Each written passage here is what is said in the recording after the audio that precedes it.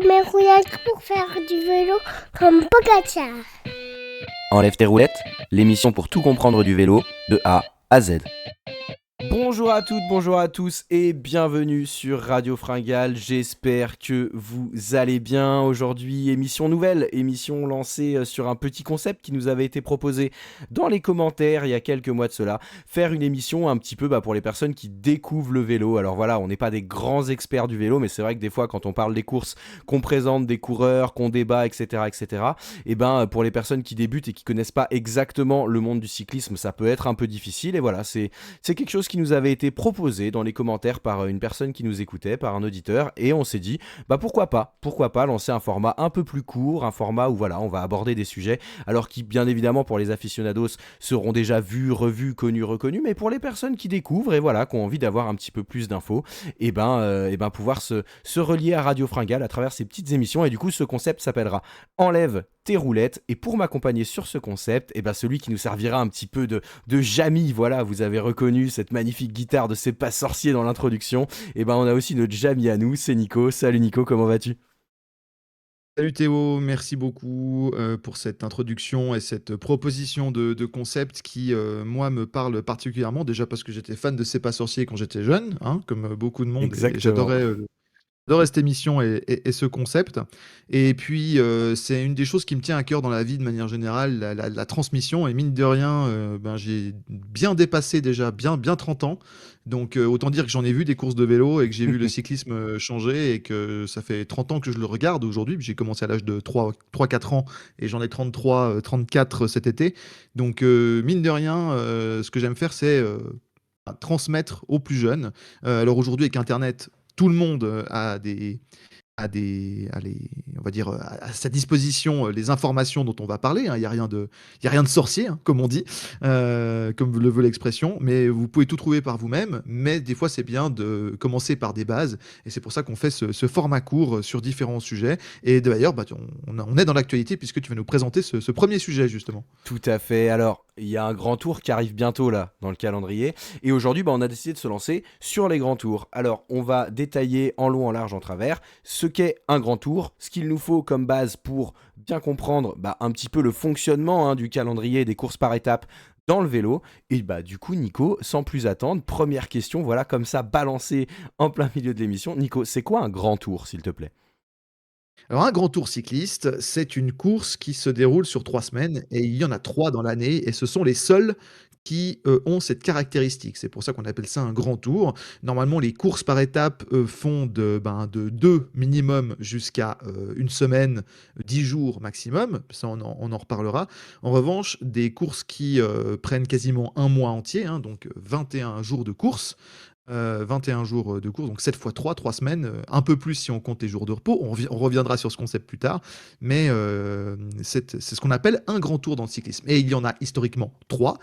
Dans l'ordre d'apparition, le Tour de France, bien sûr, la course la plus connue au monde, celle que tout le monde a, ou pratiquement tout le monde a vu en premier, hein, durant les vacances du mois de juillet, dont la première édition s'est tenue en 1903. Il a été suivi assez rapidement en 1909 par le Tour d'Italie, qui se court d'habitude au mois de mai.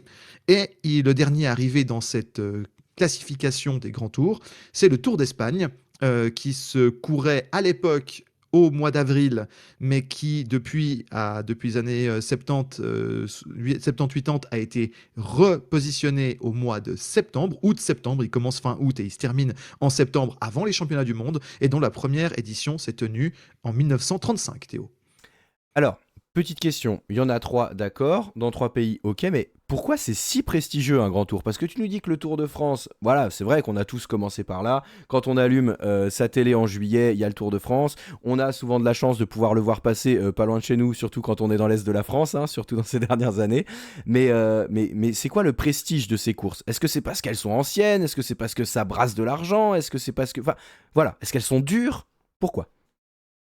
Alors, le premier prestige vient, tout d'abord de la médiatisation. Parce qu'en effet, au début de les courses de vélo, chaque, journal, à l'époque, à la grande époque du journal, papier, du journal Loto, du journal Le Vélo, des différents journaux régionaux qui, pour, promouvoir leur région, qui pour promouvoir, le sport cycliste, organisaient des courses. C'était eux qui organisaient les courses.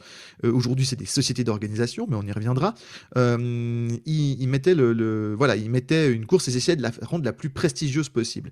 Et donc, c'est l'engouement populaire, la Gazzetta del Sport en Italie, voilà, d'autres journaux en Espagne, Marca, etc., qui rendent ces courses déjà prestigieuses, parce que c'est la couverture. Ensuite, il y a simplement l'exploit sportif, la difficulté sportive. C'est-à-dire que ce sont les équivalents pour des coureurs de fond du marathon de New York, du marathon de Paris, du marathon de Berlin ou ce genre de course. C'est-à-dire qu'on est sur des très longues distances. C'est les seules courses qui ont ce côté, on fait 21 jours de course de suite ou presque en enlevant les jours de repos. Mais enfin, on est avec ses équipiers et on est sur la route. Il faut repartir tous les jours pendant 21 jours, pendant 3 semaines. Donc c'est un exploit déjà de le terminer. D'ailleurs, il n'y avait que quelques dizaines de coureurs lors des premières éditions des Grands Tours qui terminaient les Grands Tours. Donc au-delà de faire un bon classement, qui simplement arrivaient sur la ligne d'arrivée.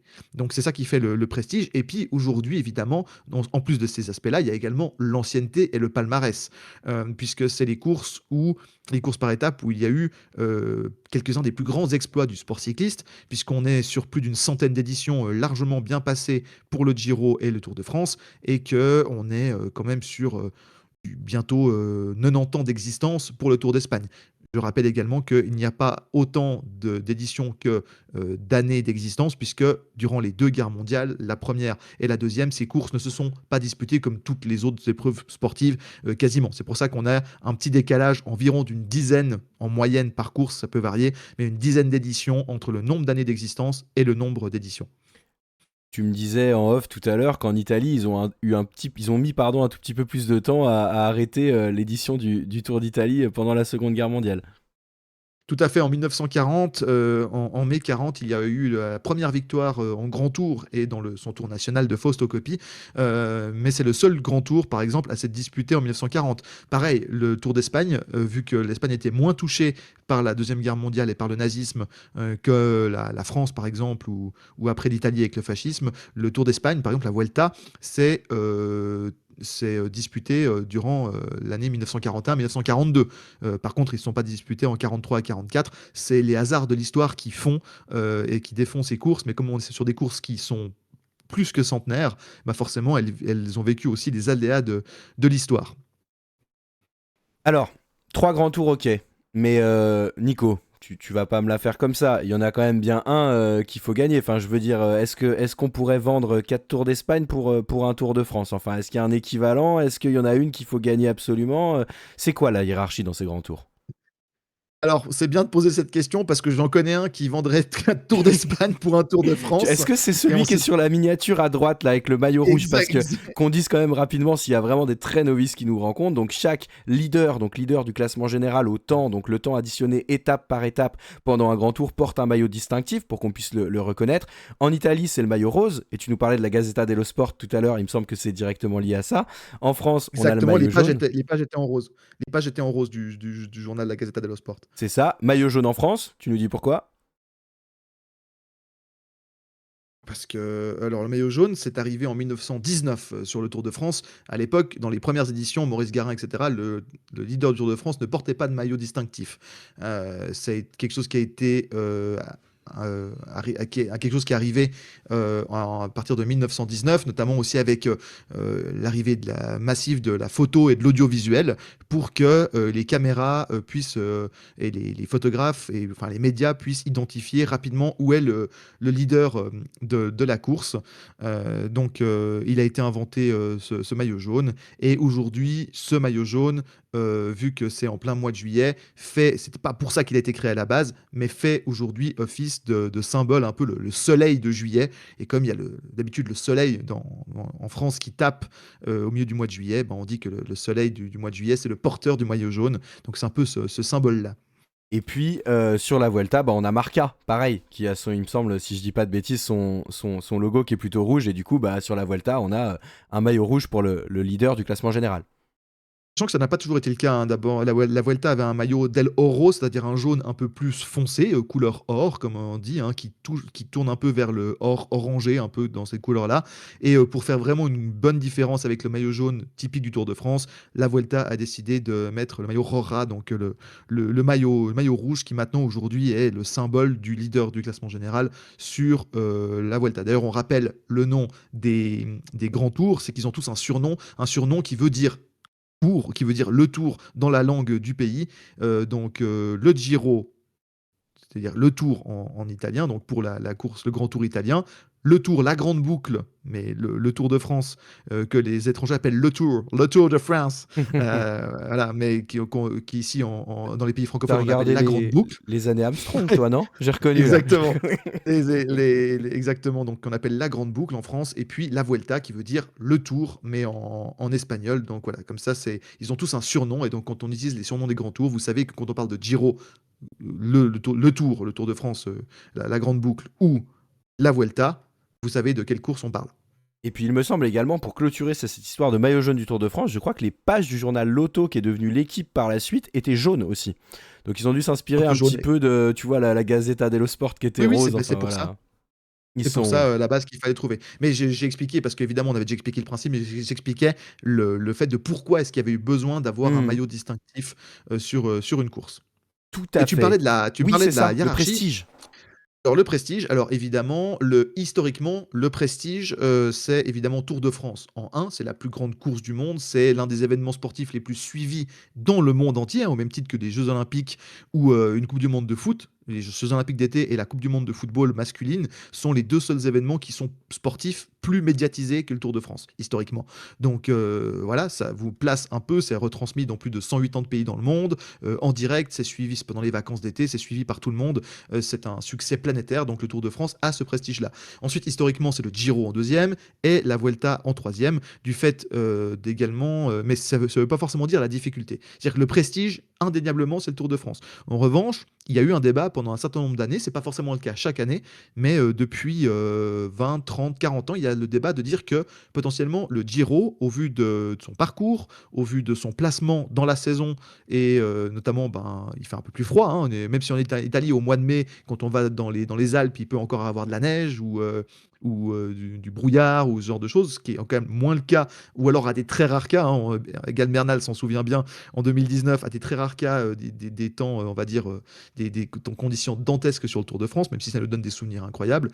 Mais historiquement, le Giro est considéré comme une course plus dure parce que pour une même distance en moyenne, c'est-à-dire entre 3400, 3500 km, 3003, 3004, 3500 km de courses réparties sur les 3 semaines, le Giro a traditionnellement plus de dénivelé que le Tour de France en moyenne, et c'est pas genre ça se joue pas à quelques mètres, ça se joue sur plusieurs milliers de mètres de dénivelé. Donc on peut avoir un argument comme quoi le Tour d'Italie peut, certaines années, en fonction des conditions, peut être plus difficile que le Tour de France, et la Vuelta en général est considérée comme le moins difficile et le moins prestigieux des 3 grands tours. Très bien. Et alors toi, Nico, si tu devais nous donner un petit peu ton grand tour de cœur. Que tu veux parler de l'année, d'une année particulière, non, ou si tu devais d'une des choisir 3 courses? un des 3, ouais. Alors moi, de cœur, historiquement, je choisirais plutôt le Giro, par sa difficulté et par le fait qu'il y a régulièrement des incursions en Suisse, mon pays. Donc voilà, moi j'ai toujours beaucoup aimé le Giro. Après, le Giro ne sera pas, malheureusement pour lui, mais ne sera jamais plus prestigieuse que le Tour de France, parce que aucune course cycliste au monde ne sera jamais aussi prestigieuse que le Tour de France. Et tu vois, je te rejoins assez, c'est-à-dire que forcément, moi pour le coup, étant né en France, j'ai été biberonné au Tour de France, hein, c'est un peu la seule course qu'on voyait au début, et puis c'est par là qu'on s'est mis au vélo. Et avec le temps, en suivant les différents tours, ouais, avec les années, je crois que le Giro, année après année, a gratté, a gagné du terrain sur le Tour de France dans mon cœur. Et d'ailleurs, si vous découvrez le vélo, le Giro arrive très bientôt, et c'est vraiment une course qu'on vous encourage à aller voir, parce que généralement c'est fun. Il y a pas mal de retournements de situation et puis comme tu le disais Nico, bah, et on est aussi dans des conditions atmosphériques. Alors il y a le réchauffement climatique certes, il y a de moins en moins de neige en haut des cols certes, mais on est quand même dans des conditions atmosphériques pardon, de début de saison et qui peuvent parfois amener à bah voilà, des courses un peu différentes, des défaillances, des choses qu'on tente et qu'on tente pas forcément sur le Tour de France. Donc ça vaut le coup d'aller jeter un petit œil. Nico. Pour vous dire à quel et pour vous dire à quel point c'est difficile de gagner un grand tour au niveau du prestige, je vais revenir dessus, donner quand même quelques chiffres. Le record de victoires dans tous grands tours confondus, c'est 11. C'est le grand Eddy Merckx, évidemment, qui possède ce record, juste devant Bernard Hinault à 10 et Jacques Anquetil à 8. Et dans les coureurs actuels, ceux qui sont relativement proches du record, même s'ils ont encore beaucoup de boulot pour l'atteindre, et il a encore bien sécurisé ce record, c'est Primoz Roglic, que vous voyez sur votre image, à 5, et Tadej Pogacar à 4. Il y a Christopher Froome, mais Christopher Froome est un peu en fin de carrière et ne risque plus du tout de gagner, donc son compteur va s'arrêter à 7, même si techniquement il n'a pas annoncé officiellement sa retraite, il n'a aucune chance de nouveau gagner un grand tour, donc son compteur s'arrêtera à 7, ce qui est quand même assez remarquable, puisque c'est le même nombre de grands tours que des champions illustres et légendaires comme Miguel Indurain, Fausto Coppi ou Alberto Contador. Tout à fait. Alors, pour clôturer ça, bah, j'ai quand même une question à te poser. Alors, pourquoi on a des grands tours de 3 semaines dans 3 pays et pourquoi on a des tours nationaux dans d'autres pays qui ne font qu'une semaine? Qu'est-ce qui s'est passé? Déjà, il y a un point de vue, historique, c'est-à-dire que il faut la c'est une question d'ancienneté.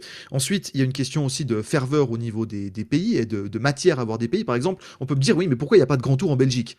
Ah parce que la Belgique, on peut pas faire un grand tour, le pays est trop petit. C'est comme faire un grand tour en Suisse, voilà, on peut faire des courses d'une semaine. Il y a des et il y a alors pays de classiques incroyables, la Belgique, c'est là où il y a, le plus grand nombre de belles classiques, on va dire en termes de nombre de classiques. Je dis pas que c'est là forcément là où il y a les plus belles, mais en tout cas, Moi, bah, je les te rejoins. Bastogne-Liège, le Tour des Flandres, le Het-Nieuwsblad, on en parlera dans une autre émission. Mais par exemple, la Belgique est un des 3 grands pays de base du vélo avec l'Italie et la France. Donc Italie et la France, on le dira, on pourrait dire, bah, le 3e grand tour, il aurait dû être en Belgique. Certes, mais ils n'ont pas le matériel pour faire un grand tour et surtout, ils n'ont pas non plus les massifs. Il faut également avoir les massifs montagneux pour faire un grand tour parce que sur les grands tours, il y a des étapes pour sprinters, il y a des étapes pour punchers, il y a des contre-la-montre, mais il faut aussi de la haute montagne. C'est une des caractéristiques des grands tours, on n'a peut-être pas dit, mais c'est d'avoir les plus grosses étapes de montagne. Il y a des courses très montagneuses comme le Tour de Suisse, le Tour de Catalogne, le Tour d'Autriche ou des courses comme ça. Mais Paris-Nice, en début de saison, voilà, c'est des courses qui ont du dénivelé. Mais la Belgique à part les Ardennes, qu'on vient de voir ce week-end avec Liège-Bastogne-Liège, n'a pas de grands massifs pour faire justement des écarts. Donc pas de possibilité d'organiser des grands tours. Et l'Espagne, qui est donc le troisième, le dernier arrivé, avait justement ces caractéristiques d'être un pays non seulement avec des cyclistes, beaucoup de champions qui sont arrivés tôt, hein, c'est le 4e ou 5e grand pays du cyclisme, après les 3 historiques que j'ai dit. Donc ils avaient déjà la masse, le symbole historique, et puis il fallait aussi le relief. Autre point très important pour organiser un grand tour, il faut le réseau routier. Or, le nord de l'Italie et la France sont des pays où le réseau routier s'est densifié un des plus vite en Europe de l'Ouest. L'Espagne a mis un peu plus de temps au niveau de la qualité des routes et au niveau de le fait d'avoir des routes carrossables ou d'avoir un réseau routier suffisamment développé, avec des routes suffisamment variées et praticables pour la course cycliste, même sur gravier ou comme à l'époque, dans les années 30, hein, sur gravier ou sur Strade Bianche, ce qu'on appelle aujourd'hui Strade Bianche, il fallait avoir ce réseau routier. Or, la France et l'Italie ont été parmi les premiers pays, avec les pays du Benelux, la Grande-Bretagne et l'Allemagne dans une bonne mesure, à avoir justement ce réseau carrossable pour pouvoir organiser des courses. Cet aspect historique. Et puis enfin, pourquoi est-ce qu'on n'en rajoute pas plus? Pourquoi est-ce qu'on s'est arrêté à 3? Parce qu'en plus de toutes ces caractéristiques, c'est qu'on ne peut pas non plus surcharger le calendrier. C'est des courses qui sont très éprouvantes. Les coureurs mettent plusieurs semaines, voire plusieurs mois à s'en remettre. On ne peut pas enchaîner comme ça les grands tours avec donc du dénivelé, de l'intensité, un manque de récupération, etc. Et donc, on ne peut pas en mettre plus que 3 dans le calendrier, sachant que 2 grands tours ne se courent jamais en même temps, contrairement à des courses d'une semaine comme Tirreno et Paris-Nice qui se courent la même semaine, avec peut-être des fois un jour de décalage, mais elles se courent la même semaine. Mais comme c'est des courses d'une semaine, on peut se permettre de les enchaîner un peu plus rapidement, faire une course d'une semaine, une semaine de pause, refaire une course d'une semaine, une semaine de pause, 2 semaines de pause, voilà. Avec un grand tour, c'est pas pareil. C'est une préparation spécifique et donc, comme on peut pas les enchaîner, on a un nombre de coureurs et de jours de course limité, ce qui fait qu'on peut pas mettre plus que 3 grands tours dans une saison cycliste. Très bien.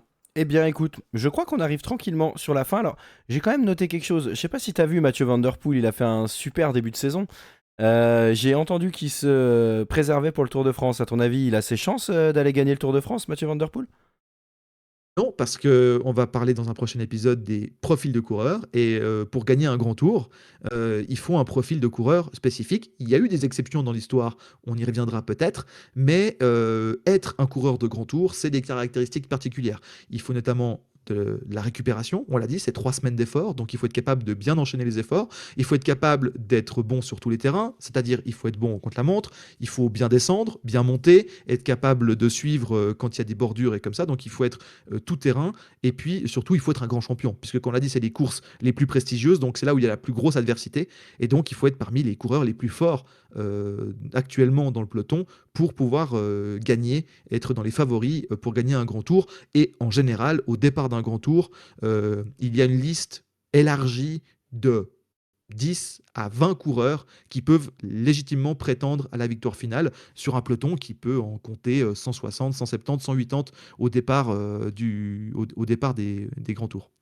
Eh bien, merci beaucoup, Nico, pour toutes ces précisions. Alors, si vous nous avez suivis et que vous avez des choses à ajouter ou que vous avez des questions qui arrivent suite à cette émission, eh ben, n'hésitez pas à les poser dans l'espace commentaire. Pareil, si vous nous découvrez, eh ben, n'hésitez pas à vous abonner aussi. Ça nous permettra tranquillement de développer la chaîne. Et puis, pour terminer, si jamais ça vous a donné envie d'avoir d'autres réponses à des questions que vous posez par rapport au monde du vélo, surtout n'hésitez pas, vous enlèverez à votre tour les roulettes et vous verrez que on pourra progresser tous ensemble dans le monde cycliste professionnel ou pas d'ailleurs, mais en tout cas parler de tout ce qui nourrit ce monde au quotidien. Nico, un grand merci pour cette émission. Merci à tous, et puis n'hésitez pas à poser vos questions au Père Castor de Radio Fringale.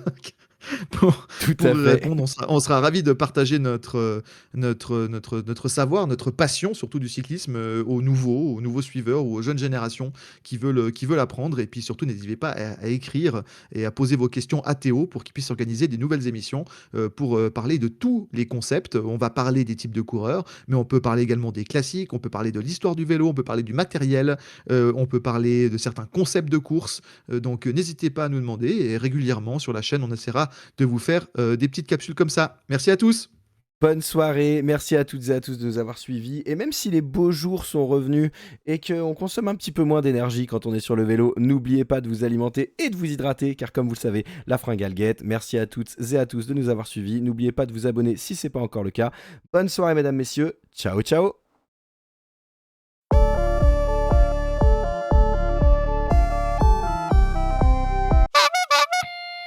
Je vais enlever mes roulettes pour faire du vélo comme Pogacar. Enlève tes roulettes, l'émission pour tout comprendre du vélo de A à Z.